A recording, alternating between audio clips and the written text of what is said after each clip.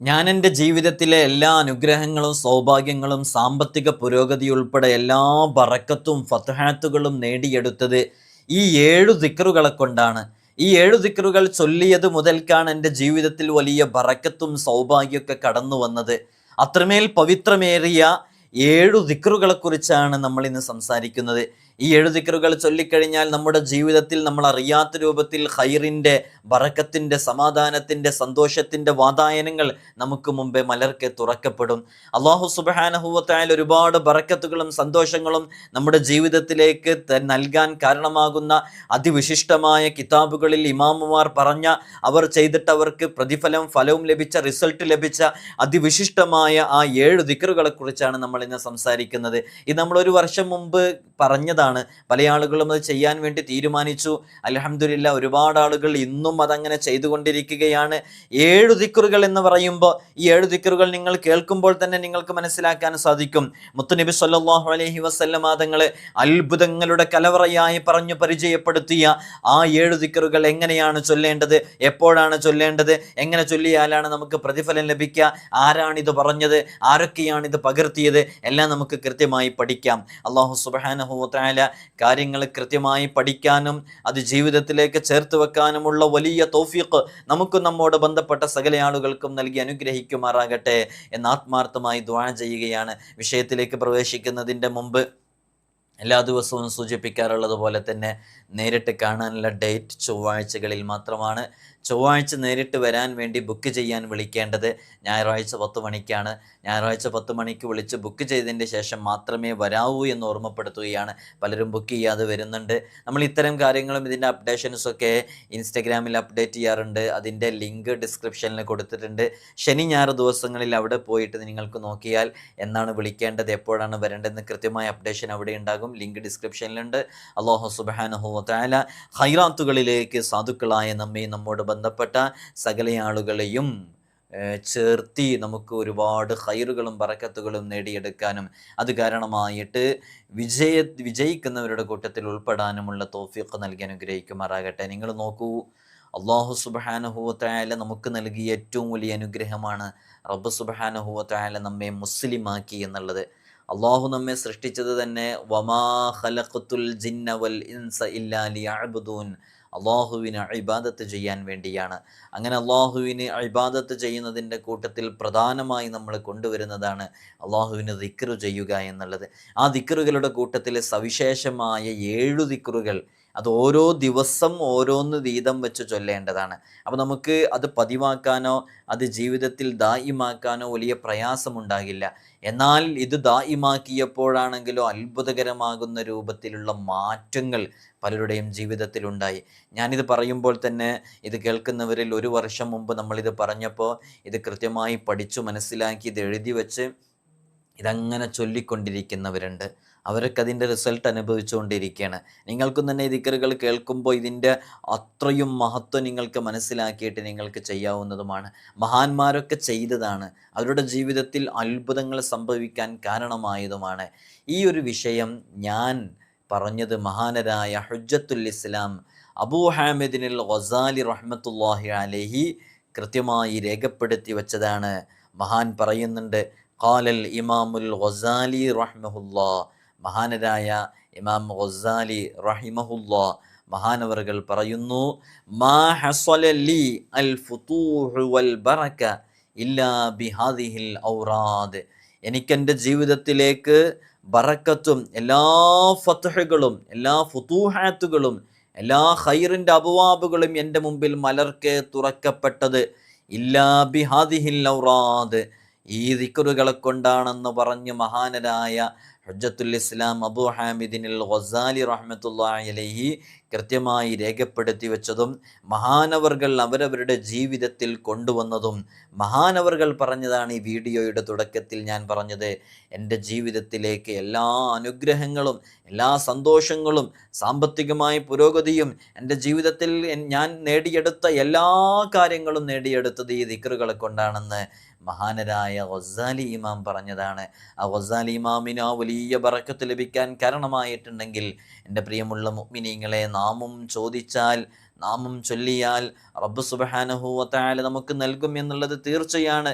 ഞാനിത് ഇവിടെ പറയുമ്പോൾ എൻ്റെ പ്രിയമുള്ള മുഅ്മിനീങ്ങളെ, ഇത് മുമ്പ് പകർത്തുന്നവരുണ്ട്, ഇതെല്ലാം ചൊല്ലുന്നവരുണ്ട്. റബ്ബ് സുബ്ഹാനഹു വ തആല, യജമാനനായ റബ്ബ് എന്ത് ചോദിച്ചാലും അവൻ നൽകും. റബ്ബ് ചോദിക്കാൻ നമ്മോട് ആവശ്യപ്പെടുന്നുണ്ട്.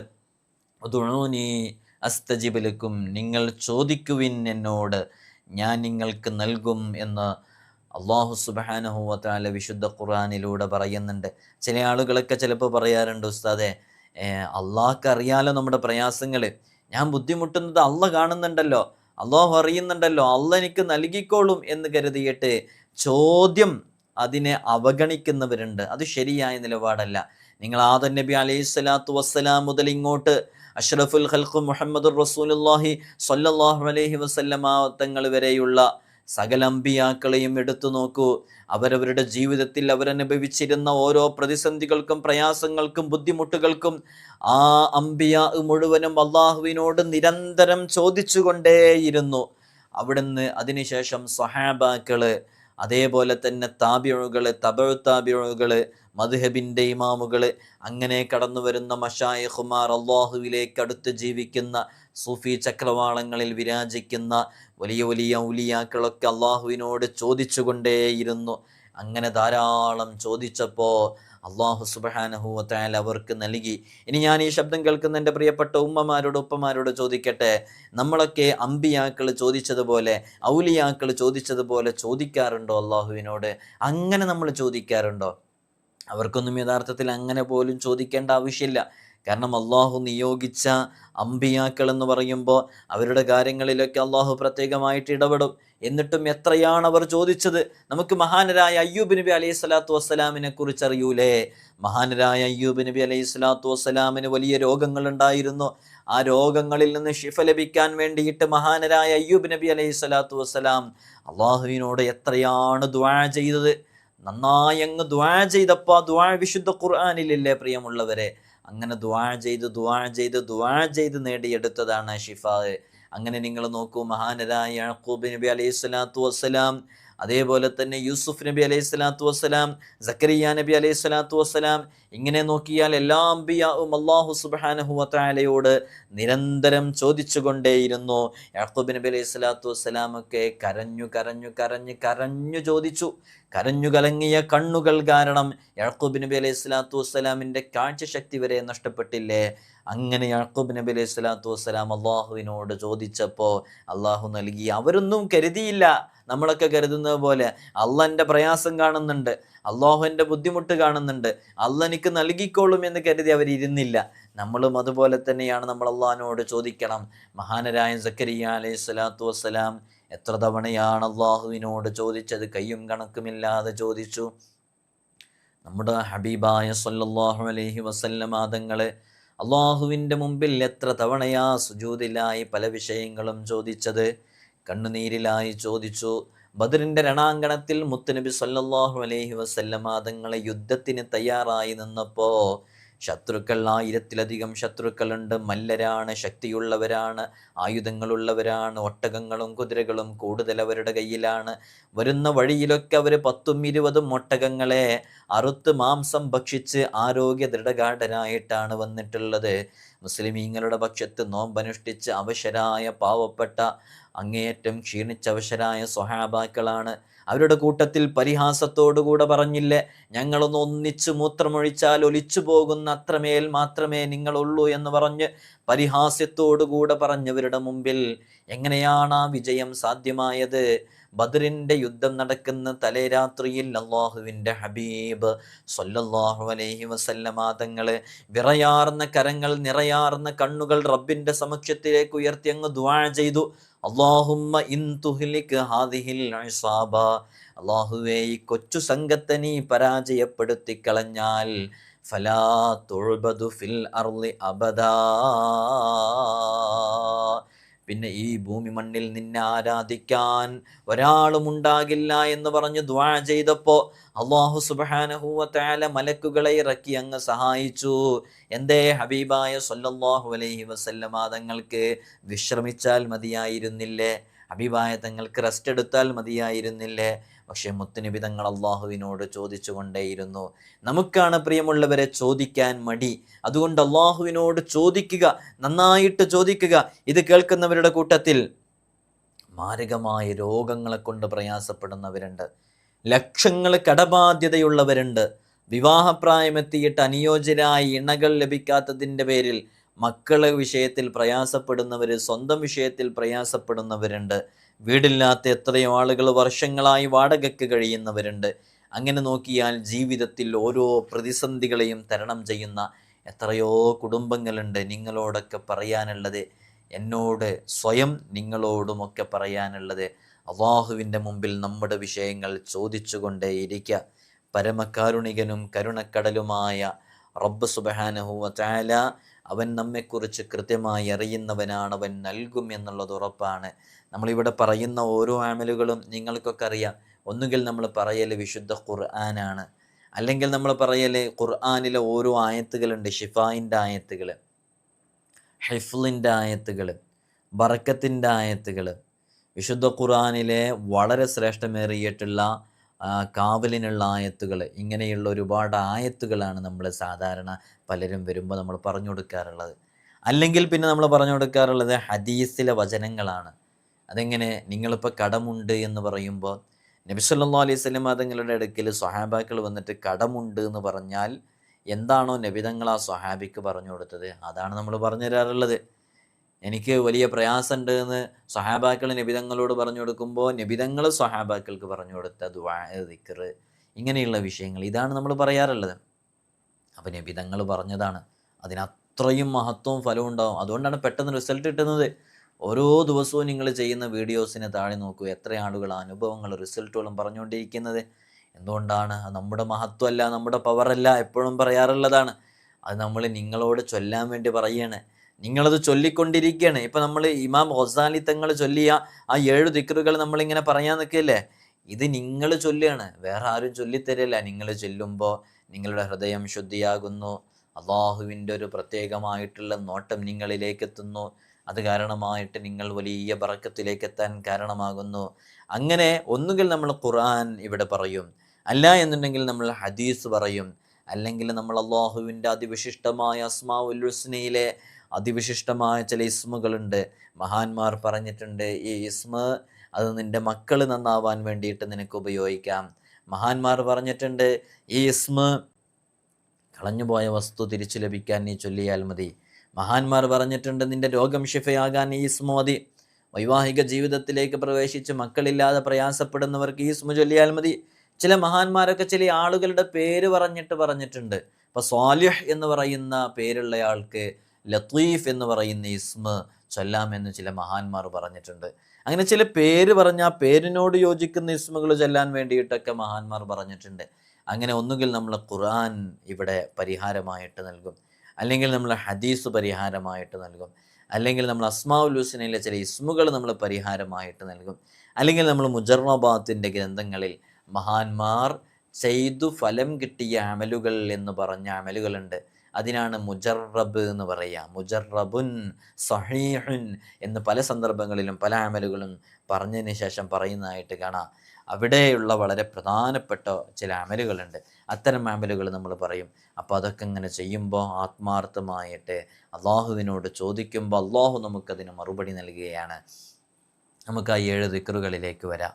മഹാനരായ ഹുജ്ജത്തുൽ ഇസ്ലാം അബൂ ഹാമിദിനിൽ ഗസാലി റഹ്മത്തുള്ളാഹി അലൈഹി എൻ്റെ ജീവിതത്തിലേക്ക് എല്ലാ ബറക്കത്തും സൗഭാഗ്യങ്ങളും ഐശ്വര്യങ്ങളും കടന്നു വന്നത് ഈ 7 ദിക്റുകളെ കൊണ്ടാണെന്ന് പറഞ്ഞ് പരിചയപ്പെടുത്തിയ ആ മഹത്തായ ദിക്റുകൾ വളരെ ആത്മാർത്ഥമായിട്ട് നമുക്ക് ചൊല്ലാം. മഹാനരായ ഗസാലി ഇമാം പറയുന്നു, മാ ഹസല ലിയൽ ഫുതൂഹു വൽ ബറകത്തു ഇല്ലാ ബിഹാദിഹിൽ ഔറാദ്. ഈ ദിക്റുകളെ കൊണ്ടാണ് എൻ്റെ ജീവിതത്തിലേക്ക് എല്ലാ ബറക്കത്തുകളും വന്നത്. വഹിയ അൻ തഖൂല ഫീ യൗമിൽ ജുമുഅ. അത് ജുമുഅ ദിവസം, വെള്ളിയാഴ്ച ദിവസം നീ ചൊല്ലലാണ്, യാ അല്ലാഹ് യാ അല്ലാഹ് യാ അല്ലാഹ് യാ അല്ലാഹ് എന്ന് 1000 തവണ, അൽഫമറ 1000 തവണ ചൊല്ലലാണ്. അപ്പോൾ വെള്ളിയാഴ്ച ദിവസം 1000 തവണ യാ അല്ലാഹ് എന്ന് ചൊല്ലാം. അതോടുകൂടി അത് കഴിഞ്ഞു. 7 ദിക്റുകൾ എന്ന് പറയുമ്പോൾ ഒരു ദിവസം 7 ദിക്റല്ല, ആഴ്ചയിൽ ഓരോ ദിവസവും ഓരോ ദിക്ർ വീതം വെച്ചിട്ട് ഈ 7 ദിവസങ്ങളിലായിട്ട് 7 ദിക്റുകൾ ചൊല്ലാനാണ്. പെട്ടെന്ന് ചൊല്ലി തീർക്കാൻ പറ്റും. നമ്മൾ ഇസ്തിഗ്ഫാർ 1000 തവണ ചൊല്ലാൻ വേണ്ടിയിട്ട് റമളാനിലൊക്കെ ഒരുമിച്ച് കൂടുമ്പോൾ എത്ര പെട്ടെന്ന് നമ്മൾ ചൊല്ലി തീർക്കാറുള്ളത്. ഇതും വളരെ പെട്ടെന്ന് ചൊല്ലി തീർക്കാൻ കഴിയും. അല്ലാഹു സുബ്ഹാനഹു വ തആല നമുക്ക് ചെയ്യാനും പഠിക്കാനും മനസ്സിലാക്കാനുമുള്ള തൗഫീഖ് നൽകി അനുഗ്രഹിക്കുമാറാകട്ടെ. അപ്പോൾ വെള്ളിയാഴ്ച ദിവസം യാ അല്ലാ എന്നുള്ളത് 1000 തവണ ചൊല്ലുക. അടുത്തത് ശനിയാഴ്ച ദിവസം ലാ ഇലാഹ ഇല്ലല്ലാ എന്നുള്ളത് അൽഫമറ, അതും 1000 തവണ ചൊല്ലുക. അപ്പോൾ വെള്ളിയാഴ്ച ദിവസം യാ അല്ലാ എന്നുള്ളത് 1000 തവണ, ശനിയാഴ്ച ദിവസം ലാ ഇലാഹ ഇല്ലല്ലാ എന്നുള്ളത് 1000 തവണ. വഫി യൗമിൽ അഹദ് ഞായറാഴ്ച ദിവസം യാ ഹയ്യു യാ ഖയ്യൂം എന്നുള്ളത് 1000 തവണ. എന്താ പ്രിയമുള്ളവരെ, ഓരോ ദിക്റിൻ്റെയും ഇസ്മിൻ്റെയൊക്കെ മഹത്വം നോക്കൂ. ആദ്യത്തെ യാ അല്ലാ എന്നുള്ളതാണ്, അത് ഇസ്മുൽ അഅ്ളമാണ്, അത് വലിയ ശ്രേഷ്ഠതയുള്ള അഅ്റഫുൽ മആരിഫായിട്ടുള്ള അള്ളാഹുവിൻ്റെ അതിവിശിഷ്ടമായ നാമമാണ് അല്ലാ എന്നുള്ളത് അല്ലേ. രണ്ടാമത്തെ നോക്കൂ ലാ ഇലാഹ ഇല്ലല്ലാ എന്നുള്ളതാണ് അല്ലേ. ഈ പദം മരണപ്പെടുന്ന സമയത്ത് ചൊല്ലിയാൽ അവന് സ്വർഗം ഉറപ്പാണെന്ന് പറഞ്ഞതാണ്. മറ്റൊന്നേതാ യാ ഹയ്യു യാ ഖയ്യൂം എന്നുള്ളതാണ്. യാ ഹയ്യു യാ ഖയ്യൂമിൻ്റെ മഹത്വം എത്രയാ കിതാബുകളിലൊക്കെ പറഞ്ഞത്, വലിയ മഹത്വങ്ങളുണ്ട്. അള്ളാഹു നമുക്ക് ചൊല്ലാനുള്ള തൗഫീഖ് നൽകട്ടെ. ബിൽഖീസ് രാജ്ഞിയുടെ സിംഹാസനം ആരാണ് വളരെ വേഗത്തിൽ കൊണ്ടുവരിക എന്ന് ചോദിച്ചപ്പോൾ അവിടെ ആസുഫ് എന്നവർ പറഞ്ഞത് ഞാനത് വളരെ പെട്ടെന്ന് കൊണ്ടുവരാമെന്ന് പറഞ്ഞപ്പോൾ കൊണ്ടുവരാൻ വേണ്ടിയിട്ട് തീരുമാനിച്ചപ്പോൾ അവിടെ ചൊല്ലിയ ദിക്ർ ഇതാണെന്ന് ചില മഹാന്മാരൊക്കെ പറഞ്ഞിട്ടുണ്ട്. യാ ഹയ്യു യാ ഖയ്യൂം എന്നുള്ള ദിക്റാണെന്നല്ലേ. അപ്പോൾ വളരെ ശ്രേഷ്ഠതയുള്ളതാണ്. അപ്പം ഞായറാഴ്ച ദിവസം യാ ഹയ്യു യാ ഖയ്യൂം എന്നുള്ളത് 1000 തവണ ചൊല്ലുക. അതേപോലെ തന്നെ വഫിൽ ഇസ്നൈനി യൗമിൽ ഇസ്നൈനി തിങ്കളാഴ്ച ദിവസം ലാ ഹൗല വലാ ഖുവത ഇല്ലാ ബില്ലാഹിൽ അലിയിൽ അദീം എന്നുള്ളത് അൽഫമറ, അതും 1000 തവണ ചൊല്ലുക. വഫി യൗമി സലാസായി ചൊവ്വാഴ്ച ദിവസം യൗമിൽ ഇസ്നൈനി, ചൊവ്വാഴ്ച ദിവസം തിങ്കൾ യൗമിൽ ഇസ്നൈനി, ഓക്കെ, ചൊവ്വാഴ്ച ദിവസം മുത്തുനബി സല്ലല്ലാഹു അലൈഹി വസല്ലമ തങ്ങളുടെ മേലിലെ 1000 തവണ സ്വലാത്തു ചൊല്ല. അത് ഏത് സ്വലാത്തും ചൊല്ല, നമുക്ക് ചൊല്ലാൻ പറ്റുന്ന രൂപത്തിലുള്ള ഏത് സ്വലാത്തും ചൊല്ല. ഏറ്റവും ചെറിയ സ്വലാത്തിന് സ്വല്ലല്ലാഹു അലാ മുഹമ്മദ് സ്വല്ലല്ലാഹു അലൈഹി വസല്ലം, സ്വല്ലല്ലാഹു അലാ മുഹമ്മദ് സ്വല്ലല്ലാഹു അലൈഹി വസല്ലം, സ്വല്ലല്ലാഹു അലാ മുഹമ്മദ് സ്വല്ലല്ലാഹു അലൈഹി വസല്ലം. സ്വലാത്തുൽ ഫാത്തിമിയ ചെറുതാണ്. അല്ലാഹുമ്മ സ്വല്ലി അലൻ നൂരി വാഹിലി, അല്ലാഹുമ്മ സ്വല്ലി അലൻ നൂരി വാഹിലി, അങ്ങനെ ചൊല്ലാം. അപ്പോൾ ചൊവ്വാഴ്ച അങ്ങനെ 1000 സ്വലാത്തുമില്ല. വഫി യൗമിൽ അർബിഅ ബുധനാഴ്ച ദിവസം അസ്തഗ്ഫിറുല്ലാഹൽ അദീം എന്നുള്ളത് അൽഫമറ, അത് 1000 തവണ ചൊല്ലാം. വ്യാഴാഴ്ച ദിവസം വഫി യൗമിൽ ഖമീസ് സുബ്ഹാനല്ലാഹിൽ അദീമി വബിഹംദി, സുബ്ഹാനല്ലാഹിൽ അദീമി വബിഹംദി, അത് 1000 തവണ ചൊല്ലാം. ഇങ്ങനെ വളരെ ആത്മാർത്ഥമായിട്ട് 7 ദിവസങ്ങളിലായി, വളരെ ആത്മാർത്ഥമായിട്ട് 7 ദിവസങ്ങളിലായിട്ട് ഈ ദിക്റുകൾ ഇങ്ങനെ ചൊല്ലിയാൽ റബ്ബ് സുബ്ഹാനഹു വ തആല അവന് ഖൈറിൻ്റെ എല്ലാ അബ്വാബുകളും തുറന്നു തരും എന്ന് അനുഭവമുണ്ടെന്ന് ഹുജ്ജത്തുൽ ഇസ്ലാം അബൂ ഹാമിദിൻ അൽ ഗസാലി റഹ്മത്തുള്ളാഹി അലൈഹി കൃത്യമായി രേഖപ്പെടുത്തി വച്ചിട്ടുണ്ട്. മുജറബാത്തിൻ്റെ കിതാബുകളൊക്കെ നോക്കിയാൽ ഈ വിഷയം നമുക്ക് മനസ്സിലാക്കാവുന്നതാണ്, പഠിക്കാവുന്നതാണ്. നമ്മളെപ്പോഴും മനസ്സിലാക്കേണ്ടത് നമ്മുടെ ജീവിതത്തിലേക്ക് ബറക്കത്ത് ലഭിക്കാൻ ചില അത്ഭുതകരമായ ചില ദിക്റുകളും ചില ദുആകളൊക്കെ നമ്മൾ പതിവാക്കിയാൽ മതി എന്നുള്ളതാണ്. നമ്മളെപ്പോഴും ഇങ്ങനെ ഈ ഭൗതിക ലോകത്ത് ജീവിച്ചുകൊണ്ടിരിക്കുമ്പോൾ അകന്നു പോകും. ഭൗതികതയുടെ സുഖങ്ങളിലും ആഡംബരങ്ങളിലൊക്കെ അകപ്പെട്ട് നമ്മളിങ്ങനെ അകന്നകന്നു പോകുമ്പോൾ ഇത്തരം ദിക്റുകളിലൂടെ നമുക്കത് ബാലൻസ് ചെയ്ത് അള്ളാഹുവിലേക്ക് അടുക്കാൻ സാധിക്കും. അതുകൊണ്ട് തന്നെ എപ്പോഴും നല്ല നല്ല ചില ദിക്റുകളൊക്കെ നമ്മുടെ ജീവിതത്തിലേക്ക് കൊണ്ടുവരാം. നമ്മൾ സ്ഥിരമായിട്ട് എന്തെങ്കിലും ഒരു പ്രയാസവും ബുദ്ധിമുട്ടൊക്കെ ഉണ്ടാകുമ്പോൾ നമുക്ക് ചൊല്ലാൻ ഏതെങ്കിലും ഒരു ദിക്റും ദുആയൊക്കെ വേണം. അത് ആരുടെയെങ്കിലും ഏതെങ്കിലും മഹാന്മാരുടെ അടുക്കലൊക്കെ പോയിട്ട് വളരെ ആത്മാർത്ഥമായിട്ട് അവരോട് പറഞ്ഞ് മനസ്സിലാക്കിയിട്ട് അവരോട് ചോദിച്ച് മനസ്സിലാക്കി നമ്മളത് പതിവായിട്ട് കൊണ്ടുവരാൻ വേണ്ടി ശ്രമിക്കുകയും ചെയ്യാം. അപ്പോൾ അതൊക്കെ മുൻനിർത്തി നമുക്ക് അള്ളാഹിനോട് ദുആ ചെയ്യാൻ പറ്റും. പിന്നെ നമ്മൾ ശ്രദ്ധിക്കേണ്ടത് നമ്മുടെ ജീവിതത്തിൽ പരമാവധി തെറ്റുകളിൽ നിന്ന് മാറി നിന്ന് ജീവിക്കുക, ഹറാമിൽ നിന്ന് അകന്ന് ജീവിക്കുക. അള്ളാഹു അല്ലാത്ത വസ്തുക്കളിലെ നമ്മൾ പൂർണ്ണമായിട്ടുള്ള നമ്മുടെ അവലംബം റബ്ബ് സുബ്ഹാനഹു വ തആല, അള്ളാഹുവിലെല്ലാം ഭരമേൽപ്പിക്കുക. എല്ലാം അള്ളാഹുവിൽ വരമേൽപ്പിക്കുക. എന്തെങ്കിലും പ്രയാസങ്ങളുണ്ടാകുമ്പോൾ എൻ്റെ റബ്ബെന്നെ കൈവടിയുകയില്ല, എൻ്റെ റബ്ബെന്നെ പരാജയപ്പെടുത്തുകയില്ല. ഞാനിപ്പോൾ അനുഭവിച്ചുകൊണ്ടിരിക്കുന്ന ഈ പ്രതിസന്ധികളും ബുദ്ധിമുട്ടുകളൊക്കെ അതെനിക്ക് വലിയ പ്രതിഫലം ലഭിക്കാൻ പരലോകത്തേക്ക് അള്ളാഹു എനിക്ക് നൽകിയതാണ് എന്ന നീയത്തോടുകൂടെ കരുത്തോടുകൂടെയാണ് നമ്മളെപ്പോഴും റബ്ബിൻ്റെ മുമ്പിൽ തഖ്വയോടുകൂടെ നിൽക്കേണ്ടത്. അതേപോലെ തന്നെ പൂർണ്ണമായി ഈമാനിൻ്റെ ഉടമയായി മാറുക. നല്ല വിശ്വാസം വേണം. നിങ്ങൾ നോക്കൂ, വിശുദ്ധ ഖുർആനിലെ എല്ലാ വിഷയങ്ങളും പറഞ്ഞപ്പോൾ പല വിഷയങ്ങളും യാ അയ്യുഹന്നാസ് എന്ന് പറഞ്ഞിട്ടുണ്ട്. യാ അയ്യുഹല്ലദീന ആമനു, ഓ വിശ്വാസികളെ എന്ന് പറഞ്ഞ പ്രധാനപ്പെട്ട ചില കാര്യങ്ങളുണ്ട്. അപ്പോൾ ഈമാനുള്ള മുഅ്മിനീങ്ങളെ, വിശ്വാസികളെ എന്ന് പറയുമ്പോൾ അതൊക്കെ നമ്മൾ ഉൾക്കൊള്ളേണ്ടത് എപ്പോഴും ഈമാനുള്ളവരാകുക, മുഅ്മിനീങ്ങളാകുക, ഈമാൻ മുറുകെ പിടിക്കുക, പൂർണ്ണമായി ഈമാനിൻ്റെ ഉടമയായി മാറുക. പിന്നെ പ്രധാനമായും ശ്രദ്ധിക്കേണ്ടത് നമ്മൾ ചെയ്യുന്ന അമലുകളിലൊക്കെ ഫലവും റിസൾട്ടൊക്കെ ലഭിക്കണം എന്നുണ്ടെങ്കിൽ 5 വഖത്ത് ഫർള് നിസ്കാരം നമ്മൾ നമ്മുടെ ജീവിതത്തിൽ നിർബന്ധമായിട്ടും പകർത്തണം.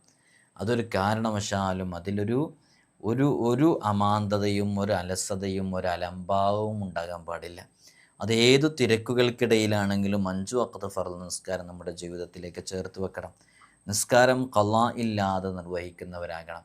ഇപ്പോൾ ഇത് കേട്ടുകൊണ്ടിരിക്കുന്നവരുടെ കൂട്ടത്തിൽ എനിക്ക് ഈ അടുത്തൊന്നും ളുഹർ ഖളാ ആയിട്ടില്ല, എനിക്ക് ഈ അടുത്ത് എൻ്റെ 5 വഖത്ത് ഫർള് നിസ്കാരങ്ങളിലൊന്നും ഖളാ ആക്കേണ്ട അവസരം വന്നിട്ടില്ല. എൻ്റെ അടുത്ത കുടുംബത്തിലെ കല്യാണത്തിൽ വരെ ഞാൻ പങ്കെടുത്തപ്പോൾ ഞാൻ അവിടെ ഒരു ചെറിയ ഒരു തുണി വിരിച്ച് ഒരു റൂമിൽ ആരും കാണാതെ അവിടെ നിന്ന് ളുഹർ നിസ്കരിച്ചിട്ടുണ്ടായിരുന്നു, ഖളാ എന്ന് പേടിച്ച് എന്നൊക്കെ പറയാൻ ധൈര്യമുള്ളവരുണ്ടോ? ഉണ്ടാകും, ഇല്ല എന്നല്ല പറയുന്നത്. അങ്ങനെ നമ്മുടെ ജീവിതത്തിൽ 5 വഖത്ത് ഫർള് നിസ്കാരങ്ങളുടെ വിഷയത്തിൽ ഒരു കാരണവശാലും ഒരു അലംഭാവവും ഒരു അലസതയും കാണിക്കാതിരിക്കാൻ ശ്രമിക്കുക. നമ്മുടെ ജീവിതത്തിൽ മാത്രമല്ല, നമ്മുടെ മക്കളുടെ ജീവിതത്തിലും നമ്മുടെ ഭാര്യയുടെ ജീവിതത്തിലും ഭർത്താവിൻ്റെ ജീവിതത്തിലൊന്നും നിസ്കാരങ്ങളെ ഖളാ ഉണ്ടാകാൻ പാടില്ല എന്നുള്ളത് നമ്മൾ മനസ്സിലാക്കുക. നമ്മൾ കഴിക്കുന്ന ഭക്ഷണം, നമ്മൾ ധരിക്കുന്ന വസ്ത്രം, നമ്മുടെ സമ്പത്ത്, നമ്മുടെ വയറിൻ്റെ ഉള്ളിലേക്ക് എത്തുന്നതെല്ലാം ഹലാലായത് മാത്രമായിരിക്കുക. ഹറാമ് നമ്മുടെ വയറകങ്ങളിലുണ്ടെന്നുണ്ടെങ്കിൽ അത് ഒരിക്കലും തന്നെ നമ്മുടെ ദുആ സ്വീകരിക്കുന്നതിന് തടസ്സമാകും. അതുകൊണ്ട് ഹലാലായ ഭക്ഷണം മാത്രമായിരിക്കണം നാം കഴിക്കേണ്ടത്. അതേപോലെ തന്നെ നമ്മൾ ഫർള് നിസ്കാരം നിസ്കരിക്കുന്നതോടുകൂടെ തന്നെ സുന്നത്ത് നിസ്കാരങ്ങൾ പരമാവധി നിസ്കരിക്കാൻ വേണ്ടി ശ്രമിക്കുക. തിരക്കില്ലാത്തവരായിട്ട് ഈ ദുനിയാവിൽ ആരുമില്ല. തിരക്കൊഴിഞ്ഞിട്ടെല്ലാം ചെയ്യാമെന്ന് വിചാരിച്ചിരുന്നാലോ, മനുഷ്യൻ്റെ തൊണ്ടക്കുഴിയിൽ റൂഹെത്തുന്ന കാലത്തോളം അവന് തിരക്കന്നായിരിക്കും. നോക്കിക്കോ, തിരക്കന്നായിരിക്കും. തിരക്കില്ലാത്ത ആരെങ്കിലും ഉണ്ടോ? നമ്മുടെയൊക്കെ തൊണ്ടക്കുഴിയിൽ റൂഹെത്തുന്ന സമയം വരെ നമുക്ക് തിരക്കായിരിക്കും. തിരക്കൊഴിഞ്ഞിട്ടില്ല. പിന്നെ നമ്മൾ മരണപ്പെട്ട് കഴിഞ്ഞാൽ പിന്നെ നമുക്കല്ല തിരക്കുണ്ടാവുക, പിന്നെ ബാക്കിയുള്ളവർക്കാണ് തിരക്കുണ്ടാവുക. ബാക്കിയുള്ളവരാ ചോദിക്കുക, എപ്പോഴാണ് മയ്യത്തെടുക്കുക? മയ്യത്തെടുക്കാനായാ? എപ്പോഴാണ് മയ്യത്തെടുക്കുക? മയ്യത്ത് കുളിപ്പിക്കാൻ വെച്ചോ? എന്നൊക്കെ പിന്നെ ആൾക്കാർക്കായിരിക്കും തിരക്ക്. പിന്നെ നമുക്ക് തിരക്കുണ്ടാക്കാനുള്ള അവസരമില്ല, നമ്മളെ ജീവൻ നഷ്ടപ്പെട്ടല്ലോ. അപ്പോൾ മനുഷ്യൻ്റെ തൊണ്ടക്കുഴിയിൽ റൂഹെത്തുന്ന സമയം അതുവരെ മനുഷ്യനെ തിരക്കായിരിക്കും. തിരക്കൊഴിഞ്ഞിട്ട് നിസ്കരിക്കാമെന്ന് കരുതിയാൽ അത് ഒഴിയലുണ്ടാവില്ല. അതുകൊണ്ട് ചുരുങ്ങിയ സമയം ഫർള് നിസ്കാരത്തിൻ്റെ മുമ്പ് ശേഷമുള്ള സുന്നത്ത് നിസ്കരിക്കാൻ 1-2 മിനിറ്റ് മാത്രം മതിയാകും. ആ സമയം ഉപയോഗിച്ച് വളരെ ആത്മാർത്ഥമായിട്ട് കാര്യങ്ങൾ ചെയ്യുക, സുന്നത്ത് നിസ്കരിക്കുക, ഇബാദത്തിൽ മുഴുകുക. അല്ലാഹു സുബ്ഹാനഹു വ തആല നമുക്ക് തൗഫീഖ് നൽകട്ടെ. അതേപോലെ തന്നെ നമ്മൾ ശ്രദ്ധിക്കേണ്ട വളരെ പ്രധാനപ്പെട്ട വിഷയമാണ് വുളു ഉണ്ടായിരിക്കുക എന്നുള്ളത്. വുളു, ദായിമുൽ വുളു ഉള്ള ആളുകൾ, അങ്ങനെയുള്ള ആരെങ്കിലും ഉണ്ടെങ്കിൽ പറയും, ഇല്ലെങ്കിൽ ഇനി മുതൽ അങ്ങനെ തീരുമാനിച്ചാൽ പറയും. ദായിമുൽ വുളു എന്ന് പറഞ്ഞാൽ അത് വളരെ പ്രധാനപ്പെട്ടൊരു വിഷയമാണ്. ദായിമുൽ വുളു, വുളു പതിവായി ഉണ്ടായിരിക്കുക. അങ്ങനെ നമുക്ക് വുളു പതിവായി ഉണ്ടായാലോ, നമ്മൾ മരണപ്പെടുന്ന സമയത്ത് വുളുയിലായിരിക്കും നമ്മൾ മരണപ്പെടുക. വലിയ നേട്ടങ്ങൾ അത് കാരണമായിട്ട് നമുക്ക് നേടിയെടുക്കാൻ സാധിക്കും. ഈ കളവ്, വഞ്ചന, ചൂതാട്ടം, ലഹരി, സിന തുടങ്ങിയ ഇത്തരം ഹറാമായ പ്രവർത്തനങ്ങളോട് പൂർണ്ണമായും മാറി നിൽക്കുക. കച്ചവടം ചെയ്യുന്നവർ, ബിസിനസ് ചെയ്യുന്നവർ, അവർ ചെയ്യുന്ന ജോലിയിൽ കച്ചവടം കളവ് പറഞ്ഞിട്ടും വഞ്ചന നടത്തിയിട്ടും ചെയ്യാതിരിക്കുക. കേടുവന്ന വസ്തുക്കൾ മുകൾ ഭാഗത്തേക്ക് നല്ല വസ്തുക്കൾ വെച്ച്, കേടുവന്ന താഴ്ഭാഗത്തേക്ക് വെച്ച് അതിൻ്റെ കൂട്ടത്തിൽ കച്ചവടം ചെയ്യുന്ന ആളുകൾ, നമുക്ക് ദുനിയാവിൽ വരുന്ന നഷ്ടങ്ങളൊക്കെ എത്രയും സഹിക്കാം. പരലോകത്തേക്ക് നെട്ടിവെക്കുന്ന ഒന്നും ഉണ്ടാകാൻ പാടില്ല. അതേപോലെ തന്നെ നമ്മുടെ കുടുംബത്തിലുള്ള നമ്മുടെ വേണ്ടപ്പെട്ട രക്തബന്ധുക്കളോട്, നമ്മുടെ കുടുംബങ്ങളോട്, നമ്മുടെ കുടുംബങ്ങളിലുള്ളവരോടൊക്കെ എപ്പോഴും നല്ല സുൽഹിൽ നിൽക്കുക എന്നുള്ളതാണ്. നമ്മളവരോട് കുടുംബ ബന്ധം വിച്ഛേദിക്കുന്നവരായാൽ നമ്മുടെ ജീവിതത്തിൽ ബറക്കത്ത് ഉണ്ടാകില്ല. അതൊരുപാട് ബറക്കത്ത് നഷ്ടപ്പെടാൻ കാരണമാകും. മുത്തുനബി സല്ലല്ലാഹു അലൈഹി വസല്ലം തങ്ങളെ വളരെ ശക്തമായ രൂപത്തിൽ താക്കീത് ചെയ്തതുമാണ് കുടുംബ ബന്ധം വിച്ഛേദിക്കുന്നവർ. കുടുംബ ബന്ധം എപ്പോഴും നല്ല രൂപത്തിൽ കൊണ്ടുവരിക. ജീവിതത്തിൽ ചുരുങ്ങിയത് ഒരു ദിവസം 300 സ്വലാത്തെങ്കിലും ചൊല്ലുക. 300 സ്വലാത്ത് ചൊല്ലുക എന്ന് പറഞ്ഞാൽ മഹാന്മാർ പറഞ്ഞതാണ്. അതുകൊണ്ടൊരു 300 സ്വലാത്തെങ്കിലും നമ്മുടെ ജീവിതത്തിൽ പകർത്തുക. അങ്ങനെ 300 സ്വലാത്ത് ചൊല്ലിയാൽ നമുക്കൊരുപാട് കാര്യങ്ങൾ അതിലൂടെ നേടിയെടുക്കാൻ സാധിക്കുമെന്നുള്ളതാണ്. മറ്റുള്ളവൻ്റെ മനസ്സ് വേദനിപ്പിക്കാതിരിക്കുക, അത് വളരെ പ്രധാനപ്പെട്ട വിഷയം. ഒരാളെ മനസ്സ് വേദനിപ്പിച്ചുകൊണ്ട് നമുക്കൊന്നും നേടിയെടുക്കാൻ കഴിയില്ല. അവൻ്റെ മനസ്സിൻ്റെ ഉള്ളിൽ അങ്ങനെ ഒരു പ്രയാസം ഉണ്ടായിരിക്കെ, അവൻ്റെ അടുത്ത് നമ്മളൊരു ക്യാഷ് വാങ്ങിച്ചിരുന്നു, ആ ക്യാഷ് നമുക്ക് തിരിച്ചു കൊടുക്കാൻ പറ്റുന്നില്ല. അങ്ങനെ തിരിച്ചു കൊടുക്കാൻ പറ്റാത്ത കാലത്തോളം അവൻ്റെ മനസ്സ് നാമുമായി ബന്ധപ്പെട്ട് വേദനപ്പെട്ടുകൊണ്ടിരിക്കുകയാണ്. അവനോടുള്ള ബന്ധമെങ്കിലും നമ്മൾ സ്ഥാപിക്കണം. മനസ്സൊരു കാരണവശാലും വേദനിപ്പിക്കാതിരിക്കുക. അതേപോലെ തന്നെ ആരെങ്കിലും അങ്ങനെ വേദനിപ്പിച്ചിട്ടുണ്ടെങ്കിൽ അത് വേഗം അവരോട് പറഞ്ഞ് റെഡിയാക്കി പൊരുത്തപ്പിടിച്ച് നല്ല രൂപത്തിൽ ബാക്കിയുള്ള കാര്യങ്ങളൊക്കെ മുന്നോട്ട് കൊണ്ടുപോകാൻ ശ്രമിക്കുകയും ചെയ്യുക. ഇങ്ങനെ ജീവിതത്തിൽ നാം പകർത്തി വെക്കേണ്ട ഒരുപാട് കാര്യങ്ങൾ പകർത്തി വെച്ചു. ഇത്തരം ദിക്റുകളൊക്കെ നമ്മുടെ ജീവിതത്തിലേക്ക് കൊണ്ടുവന്നാൽ റബ്ബ് സുബ്ഹാനഹു വ തആല നമ്മുടെ ജീവിതത്തിലും വലിയ ബറക്കത്തുകൾ നൽകാനും കൊണ്ടുവരാനൊക്കെ കാരണമാകുന്നതാണ്. അല്ലാഹു സുബ്ഹാനഹു വ തആല നാം അനുഭവിക്കുന്ന എല്ലാ പ്രയാസങ്ങളിൽ നിന്നും പ്രതിസന്ധികളിൽ നിന്നും നമുക്ക് വലിയ സലാമത്ത് നൽകി അനുഗ്രഹിക്കുമാറാകട്ടെ. ഇവിടെ നേരിട്ട് വരുമ്പോൾ പലരും പല വിഷയങ്ങളും ദുആ ചെയ്യാൻ വേണ്ടി വസിയത്ത് ചെയ്യാറുണ്ട്. എല്ലാവരുടെയും എല്ലാ ഹലാലായ മുറാദുകളും അള്ളാഹു ഹാസിലാക്കട്ടെ. രോഗങ്ങൾക്ക് അള്ളാഹു ഷിഫ നൽകട്ടെ. കടങ്ങൾ അള്ളാഹു വീട്ടിക്കൊടുക്കട്ടെ. മക്കളില്ലാത്തവർക്ക് അള്ളാഹു മക്കളെ നൽകട്ടെ. ഉള്ള മക്കൾ അള്ളാഹു സ്വാലിഹീങ്ങളാക്കട്ടെ. ഇൻഷാ അല്ലാഹ് എല്ലാവർക്കും വേണ്ടി ദുആ ചെയ്യണ്ട്. എല്ലാവരും ഈ വിനീതൻ്റെ കുടുംബത്തിലുള്ളവർക്കൊക്കെ പ്രത്യേകം ദുആ ചെയ്യണമെന്ന് വസിയത്ത് ചെയ്യുന്നു. അസ്സലാമു അലൈക്കും വറഹ്മത്തുള്ളാഹി വബറകാതുഹു.